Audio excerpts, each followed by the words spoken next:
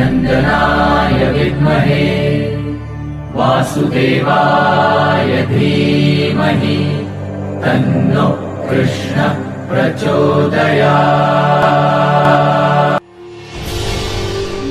एक ऐसे ही व्यक्ति जिसका नाम अढ़ैया है, उसके बारे में एक नाटिका प्रस्तुत करने जा रहे हैं, जो कि एक बहुत ही सरल व्यक्ति है और उसे अपने गुरु के वाक्यों तथा शिक्षा पर पूर्ण विश्वास है। बस उस व्यक्ति के अंदर एक ही कमी है, वह भूख उससे बर्दाश्त नहीं होती। तो अधिक बातें ना करके सीधे नाटिका की ओर ले चलते हैं और देखते हैं उस अढ़ैया के साथ क्या क्या घटना घटित हो रही है। हरि बोल। हे महापुरुष, आप इतने तेजस्वी और मजबूत दिखते हैं। यहाँ तक कि आपके नौकर भी अच्छे भले दिखते हैं। लगता है आप हर दिन अच्छा खाना खाते होंगे। मेरे प्रभु बहुत महान हैं। वे सभी के लिए पर्याप्त भोजन उपलब्ध कराते हैं। ओह, उनका नाम क्या है? वो अयोध्यानाथ रघुकुल नंदन श्री राम हैं। वे बहुत दयालु हैं। वे सभी को भोजन कराते हैं। सभी को मतलब? सभी को? हाँ भैया, सभी का मतलब है सभी। हमारे आश्रम में हर दिन हजारों लोग पंगत में बैठकर प्रसाद खाते हैं। कितनी पंगत है इसमें? अरे भैया, पंगत की क्या पूछते हो? हमारे यहाँ 5 पंगत सुबह और 5 पंगत शाम को होती है। और क्या कोई सभी पंगत में बैठ के खाना खा सकता है? अरे क्या, सभी पंगत में कौन इतना खा सकता है? आप उसकी चिंता ना करें श्रीमान। मेरा नाम अढ़ैया है, क्योंकि मैं खाना ही शुरू 2.5 किलो रोटी से करता हूँ। हे राम, 2.5 किलो रोटियाँ मतलब 2.5 kg। इतना तो कम से कम मेरी पाचन अग्नि को जलाने के लिए चाहिए। तो बेशक बेशक, हमारे दयालु कौशल राजकुमार के राज्य में कोई भी व्यक्ति असंतुष्ट नहीं रहता। हजारों लोग बिना किसी प्रतिबंध के भोजन करते हैं। हजारों? और वे इसके बदले में क्या करते हैं गुरुजी? कुछ नहीं, वे पूरे दिन सिर्फ भगवान की महिमा का गान करते हैं। रामचंद्र रघुवीरा, रामचंद्र रणधीरा, रामचंद्र रघुवीरा। एक मिनट, यहाँ एक महत्वपूर्ण चर्चा चल रही है। तो आप कहते हैं कि मैं सभी पंगत में बैठ सकता हूँ और अपनी क्षुधा की संतुष्टि होने तक खा सकता हूँ? अरे भाई, आपके पास सेवा का कार्य भी होगा जो आपको करना होगा। उसकी चिंता तुम मत करो। भगवान रघुनाथ आपको प्रसाद की सेवा में निराश नहीं करेंगे। कृपया करें गुरुजी, कृपया मुझे अपने साथ ले चलो। ठीक है, आओ हमारे साथ। जानकी वल्लभ की लीला न्यारी। उस दिन से अढ़ैया ने बहुत ही उत्साह से आश्रम में सभी की सेवा की और उनके दिलों को जीत लिया। लेकिन उसका एक ही दोष था कि वह प्रसाद खाते समय रुकता ही नहीं था। भक्त सलाह देते थे कि भाई, कम से कम बीच में पानी तो पी लो। कम से कम 20 तो आने दो, अभी तो बस शुरू ही किया है। वह प्रसाद खाने की सेवा में 2 गुना उत्साही था और फिर वो दिन आ गया। ये क्या, एक भी चूल्हा नहीं? आज कौन सा दिन है? 2 घंटे बीत गए। आज सब खाना बनाने कैसे भूल सकते हैं? गुरुदेव, आज कोई भी खाना नहीं बना रहा है। लगता है इसके पेट में चूहे कूद रहे हैं। बेटा, आज एकादशी है। एकादशी को सभी लोग अनाज से व्रत रखते हैं। हम सिर्फ कल द्वादशी को ही भोजन करेंगे। क्या? पूरा दिन क्या व्रत रखेंगे? लेकिन गुरुदेव, मैं कल तक जीवित नहीं रहूंगा। कृपया इन्हें व्रत रखने दे। हाँ, उन्हें व्रत रखने दे, लेकिन कृपया मुझे खाने की अनुमति दे दे गुरुदेव। ठीक है, लेकिन आपको खुद ही खाना बनाना पड़ेगा, वो भी हमारे गांव से बाहर। अरे बलभद्र, उसे 2.5 किलो सामग्री दे दो। और हां, भगवान श्री राम को भोग लगाना मत भूलना। इस तरह अधैया वन में गया और उसने भगवान राम के लिए एक अच्छा भोजन तैयार किया। फिर अधैया ने भगवान राम को अपने तरीके से बुलाने लगा, क्योंकि उसे कोई भोग मंत्रा का ज्ञान नहीं था। राजा राम आइए, राजा राम आइए, मेरे भोजन का भोग लगाइए। राजा राम आइए, राजा राम आइए, मेरे भोजन का भोग लगाइए। पूड़ी और पकौड़ी भगवान सेवक ने न बनाई, पूड़ी और पकौड़ी भगवान सेवक ने न बनाई। रूखी सूखी रोटी पालो, रूखी सूखी रोटी पालो, हाथ लाए मिठाई राजा राम आइए, प्रभु राम आइए, मेरे भोजन का भोग लगाइए। हे भगवान, मैं जानता हूँ कि आप इस सादे भोग के आदी नहीं है, लेकिन इस जंगल में शानदार भोजन कैसे मिलेगा? और यदि आप नहीं आएंगे तो गुरुदेव क्या कहेंगे? ऐसा लगता है कि आप इस भ्रम में है कि आपको आश्रम में स्वादिष्ट व्यंजन मिलेंगे। अरे, जीवित रहने के लिए मैं स्वयं वहां से भाग आया हूँ। कृपया झूठी आशा न पाले।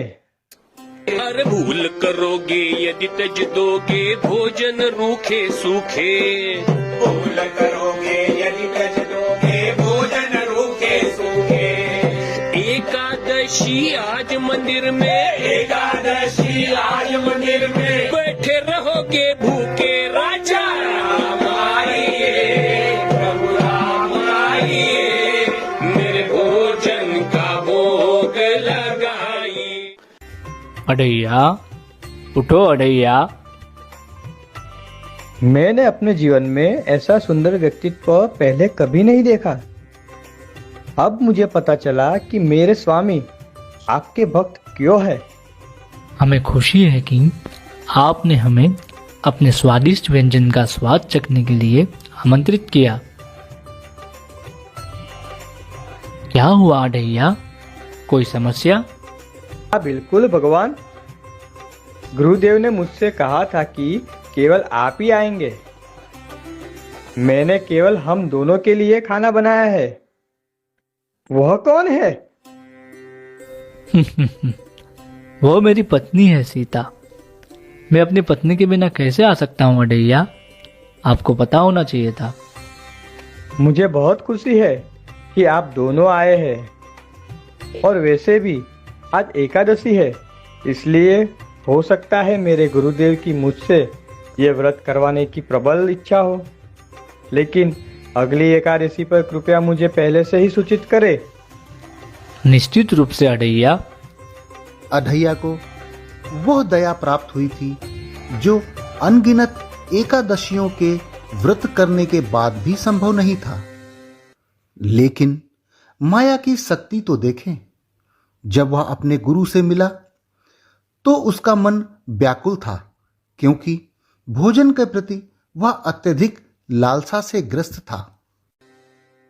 तो अढ़ैया, आपने पर्याप्त भोजन किया या नहीं? हे गुरुदेव, आपने मुझे केवल भगवान के बारे में बताया, लेकिन उनकी एक पत्नी भी है। हाँ, सीता मैया, और वो भी वहां प्रकट हुई थी। इसलिए मैं अभी भी भूख से मर रहा हूँ।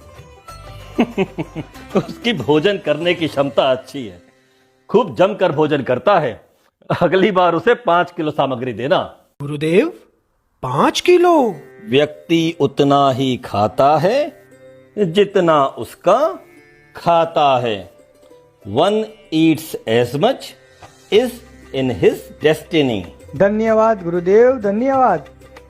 अगली एकादशी अढैया ने फिर से उत्साहपूर्वक एक अच्छा भोजन पकाया और बड़ी भक्ति के साथ भगवान के सुंदर रूप को देखने के लिए उत्सुक होकर पुकारना शुरू कर दिया।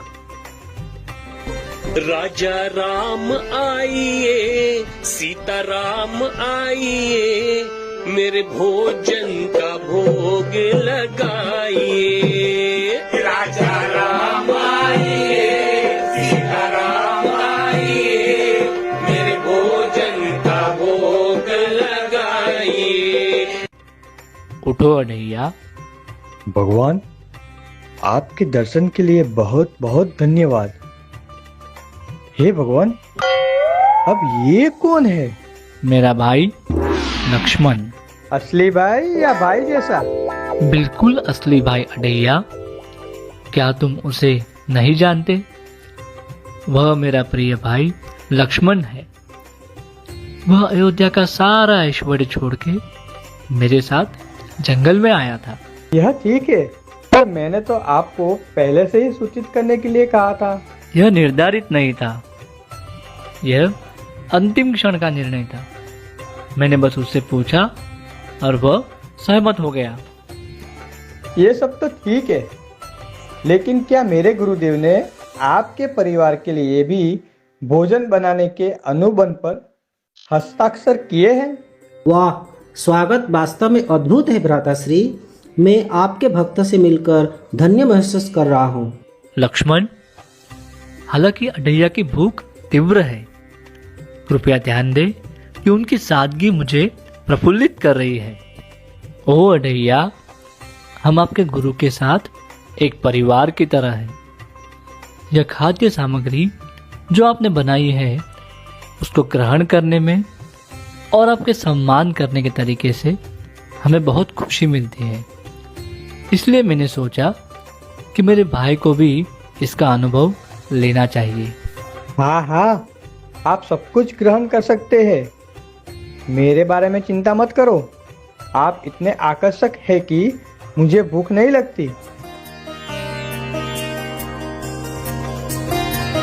अब अगली एकादशी को उनके गुरु पूछते हैं। तो अढैया, आशा है इस बार आपने भरपेट भोजन किया होगा। नहीं गुरुदेव, भगवान अपना परिवार केवल एकादशी को ही बढ़ा रहे हैं। इस बार मैं कम से कम 10 किलो खाद्य सामग्री ले जाऊंगा। गुरुदेव, मुझे लगता है वह पैसा कमाने के लिए बेच रहा होगा। उसे 10 किलोग्राम दे दो, लेकिन इस बार हम उसका अनुसरण करेंगे और पता करेंगे कि वो इसके साथ करता क्या है। राजा राम आइए, सीता राम आइए, लक्ष्मण राम आइए, मेरे भोजन का भोग लगाइए। राजा राम आइए, सीता राम आइए, लक्ष्मण राम आइए, मेरे भोजन का भोग लगाइए। मुझे पता ही था भगवान कि आपकी संख्या बढ़ेगी, पर मुझे एक घोषणा करनी है कि आज कोई खाना पकने वाला नहीं है। क्यों अढैया? आप हमेशा मुझे बड़े आश्चर्य में डाल देते हो, इसलिए मैंने सोचा कि इस बार पहले मैं आपको बुलाऊं, फिर संख्या जानूं। आप देख सकते हैं कि हम सब आ गए हैं। इसलिए ये रहा सामान, खुद ही बनाओ और खाओ। पर अढैया, तुम हमारे लिए खाना क्यों नहीं बना रहे हो? क्योंकि वैसे भी मैं तो खाने वाला नहीं हूँ, तो क्या फायदा। और तुम्हारी तो पत्नी है, आप उसे खाना बनाने के लिए कह सकते हैं। आज मेरे भक्त ने मुझे अपने निर्देशों का पालन करने का अवसर दिया है। प्रिय सीते, आज आप उन सभी के लिए एक उत्तम भोजन बनाए जो मेरे प्रसाद का सम्मान करते हैं। निश्चित रूप से स्वामी, आपके भक्त की सेवा करके मुझे खुशी होगी। भक्त हनुमान, लक्ष्मण, आप सभी कृपया सीता को सामग्री इकट्ठा करने में मदद करें। हे त्रिभुवननाथ, क्या आपने सुना? आज सीता मैया खाना बना रही है। हाँ पार्वती, चलो चलते हैं। हम इस शुभ अवसर को भला कैसे चूक सकते हैं? केवल आप सभी बचे थे। आओ आओ, स्वागत है, स्वागत है। अढ़ैया, क्या हो रहा है? गुरुदेव, अच्छा है कि आप आ गए। देखो अपनी आंखों से। आपने कहा था कि केवल एक ही भगवान है। यहाँ तो इतने सारे लोग खाना खाने आए हैं। कहाँ? कौन आया है? गुरुदेव, क्या आप उन्हें नहीं देख सकते? किसे देखना है? हे भगवान, मेरे गुरुदेव आपको नहीं देख सकते। बेशक वो नहीं देख सकते। हर कोई मुझे नहीं देख सकता। लेकिन क्यों? वो मुझसे भी ज्यादा ज्ञानी है और उन्होंने जीवन भर आपकी सेवा की है। बेशक वह आपसे अधिक ज्ञानी है। आप उसकी तुलना में अल्प ज्ञानी हैं। फिर आप उसे क्यों नहीं दिखाई देते? और ये कैसे संभव है कि मैं आपको देख पा रहा हूँ? क्योंकि आपके साथ सरलता है। आपको अपने गुरु के शब्दों पर विश्वास था, लेकिन आपके गुरु को आज आपके शब्दों पर विश्वास नहीं है। अच्छा, ये बात है। गुरुदेव, आप उन्हें देख सकते हैं। बस सरल हो जाओ और मेरे शब्दों पर विश्वास करो। भगवान कहते हैं, जो लोग सरल है और विश्वास करते हैं वे उन्हें देख सकते हैं। इतना गहरा कथन केवल वे ही लोग देख सकते हैं जो सरल हैं और विश्वास रखते हैं। ये आपके शब्द नहीं हो सकते। ये सभी शास्त्रों का सार है। वास्तव में आपके पास सरलता है और आपको मेरे शब्दों पर विश्वास है। इसका मतलब कि आप वास्तव में भगवान को देख सकते हैं। आप मेरे रघुनंदन को देख सकते हैं। ओह अढ़ैया,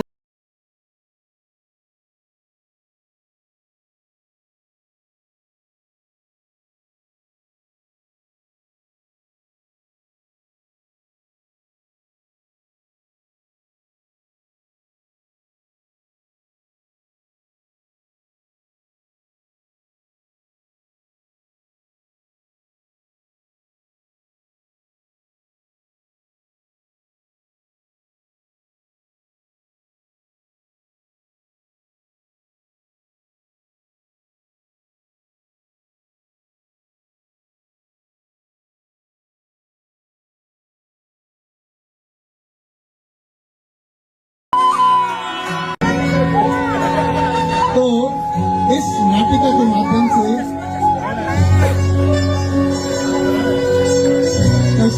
माध्यम से हमें यह शिक्षा मिलती है कि जो भक्त सरल स्वभाव का होता है वह गुरु तथा शास्त्र की वाणी पर पूर्ण विश्वास रखता है और भक्ति में अविश्वसनीय प्रगति करता है और गुरु तथा भगवान के विशेष कृपा पात्र बना रहता है। भगवद गीता में भगवान कृष्ण अर्जुन से कहते हैं, तत्विधि प्रणिपाते परिप्रश्नेन सेवया मुक्ते शांति ते ज्ञानम ज्ञानिना तत्वदर्शिना। अर्थात हमें गुरु के पास जाकर सत्य जानने का प्रयास करना चाहिए और गुरु से विनीत भाव से सरल होकर जिज्ञासा करनी चाहिए, क्योंकि गुरु ही सत्य का मार्ग दिखा सकता है, क्योंकि गुरु ने सत्य के दर्शन किए हैं। रघुकुल नंदन श्री राम की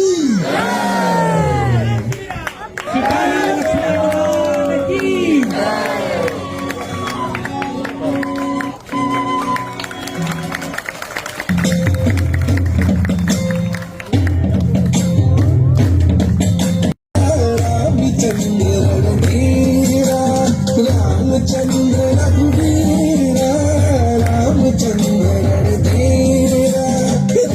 चंद्र